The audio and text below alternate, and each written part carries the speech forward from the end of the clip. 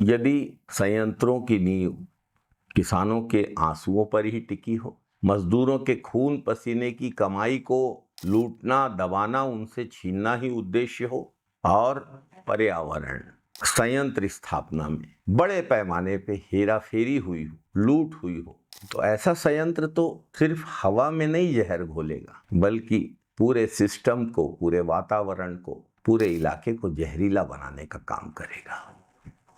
पूरे इलाके की सुख समृद्धि को, नौजवानों के भविष्य को, बच्चों के स्वास्थ्य को निगलने का काम करेगा। आज असली आवाज में हम पुख्ता दस्तावेजी सबूतों के साथ बलौदाबाजार में स्थापित श्री सीमेंट संयंत्र के काले कारनामों का कच्चा चिट्ठा खोलेंगे। आज इसी पर बात करेंगे।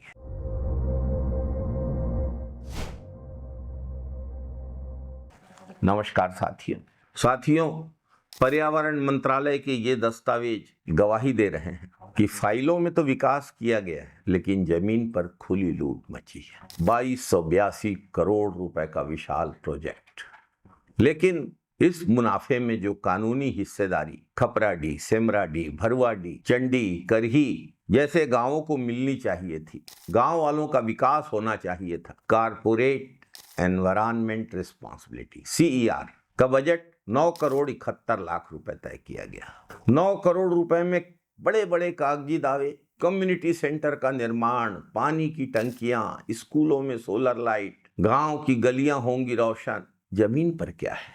कुछ नहीं। पर्यावरण मंत्रालय ने शर्त लगाई थी कि 2 किलोमीटर के दायरे में आने वाले सब गांवों में हर 6 महीने में हेल्थ चेकअप होगा, ताकि कहीं लोगों को धूल से सिलिकोसिस जैसी जानलेवा बीमारी तो नहीं हो रही है। लेकिन जांच नहीं हो रही है। शर्त यह भी थी कि ग्राउंड वाटर का इस्तेमाल संयंत्र के चलाने में नहीं किया जाएगा, लेकिन धड़ल्ले से ग्राउंड वाटर का इस्तेमाल जारी है। बोर का पानी हो या संयंत्र के माइंस पिट का पानी हो, खुलेआम इसका उपयोग किया जा रहा है। कंपनी ने जिन कामों को 3 साल में पूरा करना था, उनको पूरा करने का 5 साल का फर्जी प्लान थमा दिया। जैसे हमारी मोदी जी की सरकार है, जब बनी थी तो कहती थी कि 2022 में किसानों की आय दुगनी हो जाएगी। 2022 बीत गया, किसानों की आय दुगनी नहीं हुई। अब 2047 के सपने दिखा रहे हैं। इसी तरीके से इस कंपनी ने भी 5 साल का फर्जी प्लान थमाया। हमारे सरकारी तंत्र ने उसको पास भी कर दिया। अब पर्यावरण सुरक्षा के नाम पे 41 करोड़ का महा घोटाला देखिए। श्री सीमेंट ने अप्रैल 2024 से मार्च 2025 के बीच पर्यावरण सुरक्षा पर 45 करोड़ रुपए खर्च करना दिखाया, लेकिन इन 45 करोड़ रुपयों में से 41 करोड़ 68 लाख रुपए प्रदूषण नियंत्रण यंत्रों का बिजली का बिल बताया गया है। क्या हवा साफ करने वाली मशीनों का बिजली बिल 42 करोड़ रुपए आएगा? हमारा सीधा सवाल, क्या कंपनी ने चालाकी से सीमेंट बनाने के उपकरणों का बिजली बिल भी पर्यावरण सुरक्षा के खाते में डाल दिया है? अगर डाला है तो ये जघन्य अपराध है। कागजों में स्कूलों के विकास के वादे करने वालों की असली हकीकत सुनिए। जनवरी 2025 में प्लांट से सिर्फ 1.5 किलोमीटर दूर खपराडीह की सरकारी हाई स्कूल में फास्फोरस पेंटासल्फाइड नाम की जहरीली गैस लीक होकर पहुंची। संयंत्र से लीक हुआ। हमारी 38 बच्चियां बेहोश होकर फर्श पर गिर पड़ी। 18 को अस्पताल ले जाना पड़ा। महीनों से गैस लीक हो रही थी, लेकिन संयंत्र प्रबंधन, स्थानीय प्रशासन और पर्यावरण विभाग सोता रहा। रात भर धरना देने के बाद गांव वालों के प्लांट सील हुआ। बड़ी कार्यवाही की गई प्लांट पे। कितनी बड़ी कार्यवाही? 1,20,000 रुपए का जुर्माना। जो कंपनी करोड़ों अरबों कमा रही है, उसके लिए 1,20,000 रुपए का जुर्माना क्या है? ये भद्दा मजाक था क्षेत्र के पर्यावरण के साथ। किसानों के साथ तो इन्होंने बर्बादी का सबसे खौफनाक खेल खेला है। कंपनी को अपना प्लांट करही चंडी में लगाना था, वहीं के लिए कागज बनाए गए। आदिवासी किसानों को कुछ राशि एडवांस देके उनकी ऋण पुस्तिकाएं रख ली गई, लेकिन बाद में संयंत्र लग गया खपराडीह में। करही चंडी के गांव वाले भारी कर्ज में डूबे हुए हैं।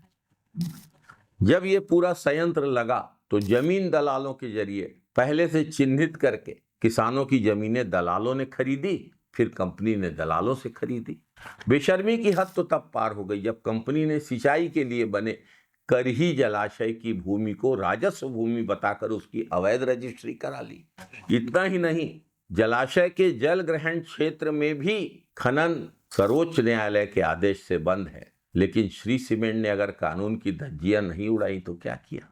न इसका कोई भौतिक सत्यापन किया जा रहा है, न इसकी जांच हो रही है। पर्यावरण मंत्रालय ने शर्त रखी थी कि रेलवे साइडिंग 5 साल में बन जानी चाहिए। 5 साल बीत गए, कंपनी ने रेलवे साइडिंग नहीं बनाई।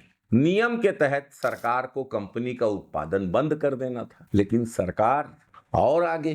फरवरी 2026 में भारत सरकार के रेल मंत्रालय ने गति शक्ति टर्मिनल के नाम पर धोधा, किलोरा, केसली, खपराडीह सहित 13 गांवों के किसानों की जमीनें छीनने का राजपत्र निकाल दिया। यानी सरकार ने शर्त रखी थी, शर्त को पूरा करना था कंपनी को, लेकिन सरकार खुद उस शर्त को पूरा करने का काम कर रही है, वह भी निर्धारित अवधि निकलने के बाद।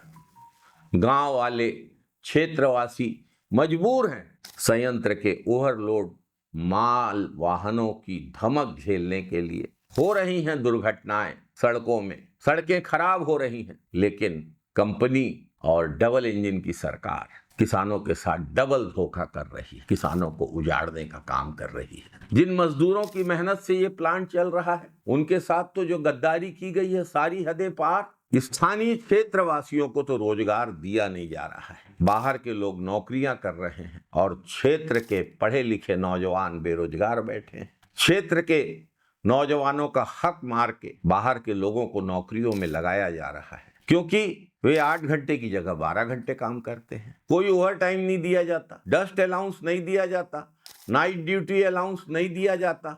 बाहर के लोग ड्रेस की मांग नहीं करते। शोषण से तंग आकर मजदूरों ने हड़ताल की तो कंपनी ने लॉकडाउन लगा दिया। लॉकडाउन को श्रम अथॉरिटीज ने, श्रम विभाग के अधिकारियों ने अवैध घोषित किया। शिकायत पर कंपनी ने अपने आप को बचाने के लिए मजदूरों को, जिन्हें जेल भेज दिया गया था, उन्हें जेल से छुड़ा कर लाकर उनसे समझौता किया। सारी FIR वापस होनी थी, लेकिन समझौता होने के बाद अपने ही ठेकेदारों के जरिए फर्जी मुकदमे लाद कर मजदूरों को जेल भेज दिया गया। मजदूरों का दमन किया जा रहा है, मानी गई शर्तों को पूरा नहीं किया जा रहा है। ठेकेदारों की शिकायतों को भी वापस लेने के लिए कंपनी नैतिक रूप से बाध्य है, क्योंकि कंपनी प्रिंसिपल एम्प्लॉयर है, लेकिन कंपनी अपनी जवाबदारियों से बच रही है और मजदूरों के साथ खेल खेल रही है। साथियों, सरकारी दस्तावेज स्पष्ट बताते हैं कि सरकार खुद शर्तें लगाती है, कंपनी उन शर्तों को तोड़ती है और फिर सरकार खुद उन शर्तों को पूरा करने में लग जाती है और सजा भुगत रहे हैं गांव वाले, गरीब, किसान, मजदूर भाई। पर्यावरण बर्बाद है, पर्यावरण की शर्तों का पालन नहीं किया जा रहा है। गांव में जिन विकास कार्यों का दावा किया गया, CSR, CER का, वो हो नहीं रहे हैं। स्थानीय रोजगार खत्म है, किसान कर्जे में है, हक मांगने वाले मजदूर जेल में हैं। गति शक्ति टर्मिनल के नाम पर क्षेत्र वालों को, गांव वालों को शक्तिहीन बनाने का खेल और डबल इंजन की सरकार के साथ संयंत्र प्रबंधन का ये मिली भगत का खेल अब बंद होना चाहिए। श्री सीमेंट कंपनी 3 यूनिट लगा चुकी है और 4थी यूनिट की अनुमति रुकी हुई है पर्यावरण के कारणों से। और इस बीच श्री सीमेंट कंपनी तो करोड़ों अरबों कमा रही है, लेकिन ग्राम पंचायत खपराडीह को जो दिया जाना है, ग्राम पंचायत खपराडीह से जो अनुमति ली जानी है, सब जीरो। ग्राम पंचायत खपराडीह ने दस्तावेजों के साथ 39 महीनों का हिसाब निकाल के मूल टैक्स, 5% ब्याज और 10 गुना जुर्माना मिलाकर 620 करोड़ 56 लाख की लेवाली निकाली। मामला न्यायालय में गया।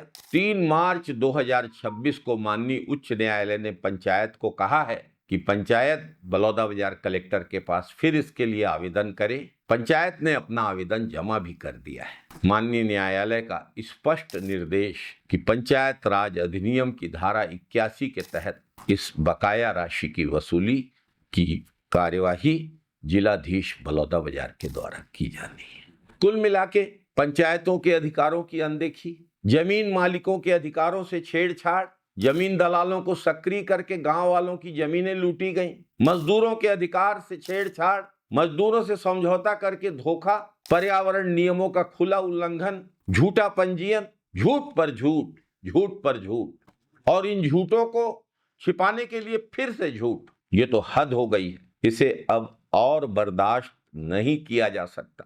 शासन प्रशासन को इस बात का उत्तर देना होगा कि गरीब मजदूरों को जेल में ठूस दिया जाता है, पंचायतों के अधिकारों की खुलेआम ये कंपनी अवहेलना करती है, क्षेत्र के नौजवानों को रोजगार देने से इनकार करती है, और इस कंपनी को इतना संरक्षण, ये तो ठीक नहीं है। ये सुशासन नहीं है, ये कारपोरेट लूट है, ये तानाशाही है।